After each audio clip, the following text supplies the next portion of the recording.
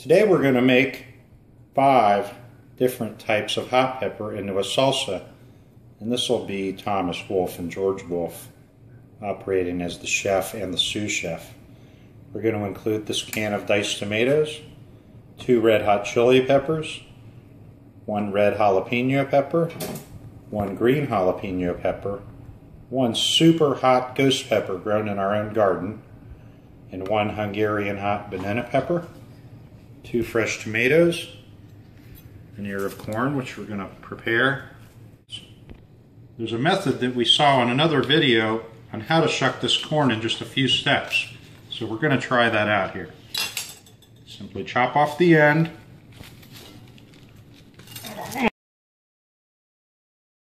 Try a different knife.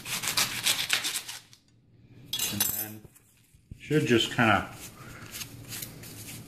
come on out of there without the hair. A little bit of hair there. And we're just going to go ahead and peel it all off there. It's going to be going into the fresh salsa. That's going to be good. Hot fresh corn. This steamed in the microwave for about 3 minutes. Okay, that's ready. Put that in the bowl and then we'll go on to the next step. I'll demonstrate a method on how to easily dice up these fresh tomatoes. They're already cut in half. Cut them into little strips, like that. Use a serrated knife or it won't go through the skin. Okay, and once it's done that way, keep them all together.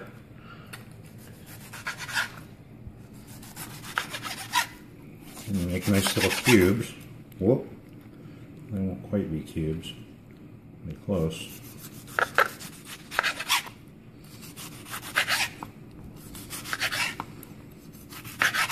And we'll do the other 3 that same way. Make sure that they're all chopped up in the close to a cube.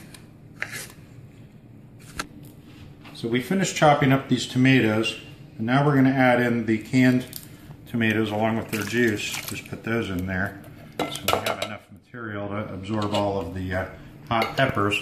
And now I'm the Hungarian hot banana pepper, and I'm going to show my son, who's the cameraman, how to chop them up. And then he's going to take over with the ghost pepper. Now some people say that you need to wear gloves and a mask and all that, but I would say just be careful and don't touch your eyes while doing this. Cut it down the middle, and you see all the seeds and that little connective tissue there? That's where all the good hot stuff is, including in the ghost pepper. And then once it's chopped in half, we're going to put it and chop it again into quarters so we get nice small pieces and release all the active ingredients. And then we're going to quarter them like that. You also can do this with a different kind of knife, which is the chef's knife. Keep your fingers out of the way. And just chop it into little bits, including the seeds. Get some heat in them. So that's when Thomas takes over. He's going to chop up the peppers just like this. If it gets too hot, we might have to move over to the range hood. And you just scrape it up like that. There you go. And if you want to be careful, you may want to wash your hands in case you accidentally forget and decide to touch your face. At least you'll only get the heat of 1 pepper.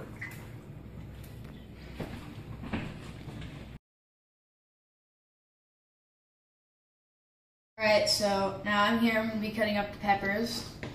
And so for the ghost pepper, it's a bit bigger, so we're going to need to cut it a bit differently than the others. We're going to cut it into little strips here.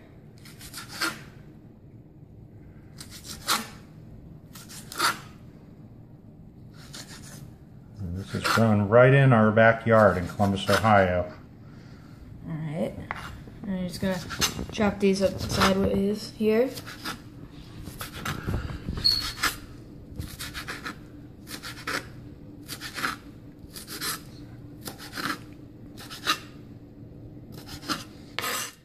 And they say these burn your hands because they're so hot. They really don't. So you don't need to worry about that.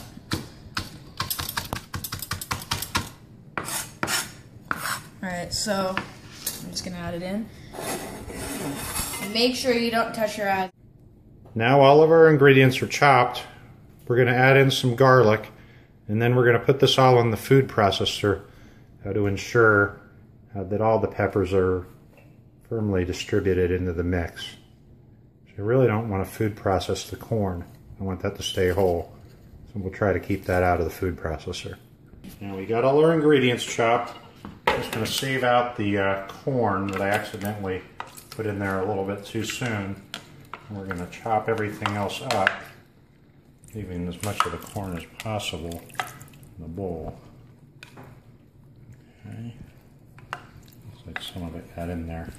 We'll leave those other little pieces whole too. Okay, so we'll leave some of it in there. Okay. The lid.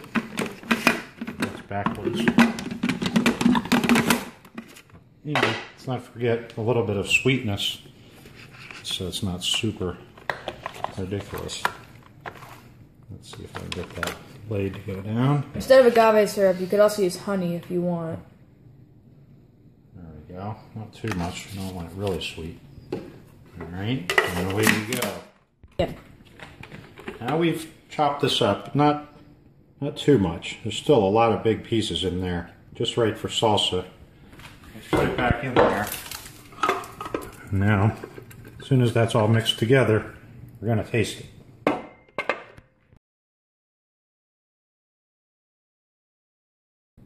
Alright, so now time for the taste test. The most important part. Let's see how it turned out. This is the first time we've done something like this, so I'm expecting it to be pretty hot. Let's see.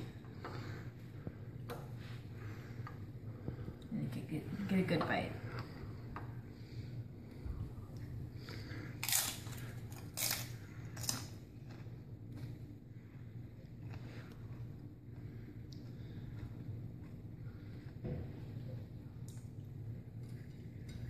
It's definitely very hot. Definitely.